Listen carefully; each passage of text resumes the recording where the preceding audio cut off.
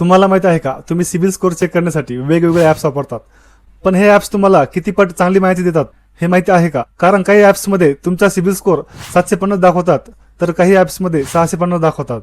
पण हे असं का होतं? चला थोडक्यात समजून घेऊया. कारण प्रत्येक ॲप्स हा सिबिलचा डेटा वापरत नाही. काही ॲप्स दुसऱ्या क्रेडिट ब्युरोचा डेटा दाखवतात, तर काही ॲप्स जुन्या डेटावरच तुमचा सिबिल स्कोअर दाखवतात. जर तुम्हाला सर्वात विश्वासू आणि खरी माहिती हवी असेल तर तुम्ही थेट ट्रान्स युनियन सिबिलवरून तुमचा डेटा तपासा.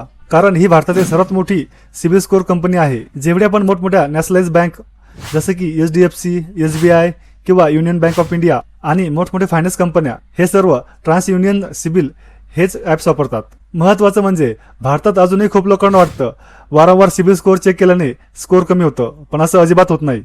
स्कोअर कमी होण्याची मुख्य कारणे EMI उशिरा भरणे किंवा थकवणे, क्रेडिट कार्डची थकबाकी आणि एकाच वेळी अनेक ठिकाणी कर्जासाठी अर्ज करणे, या गोष्टीमध्ये तुमचा सिबिल स्कोअर कमी होऊ शकतो. जर कोणतेही ॲप्स तुम्हाला बोलत असेल की 7 दिवसामध्ये तुमचा सिबिल स्कोअर 750 किंवा 900 करतो, तर सावध व्हा. कारण सिबिल स्कोअर वाढवण्यासाठी कोणताही शॉर्टकट नाही. वेळेवर EMI भरा आणि लोन हिस्ट्री चांगली ठेवा, हाच एक ऑप्शन आहे. आणि असेच नवनवीन माहितीसाठी माइंड मराठीला फॉलो करा.